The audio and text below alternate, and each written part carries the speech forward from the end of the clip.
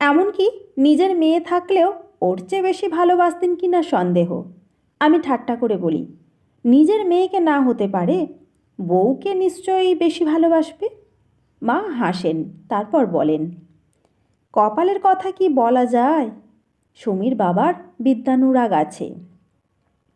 কথাটা খচ করে বেঁধে মনের মধ্যে।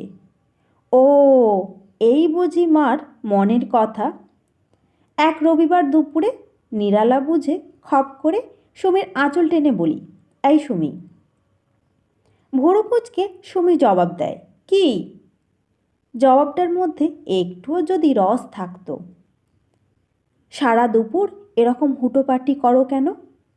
তাতে তোমার কি? আমার ভালো লাগে না। না লাগলো তো বয়ে গেল। সুমি বৃদ্ধাঙ্গুষ্ঠ প্রদর্শন করে চলে যেতে চায়,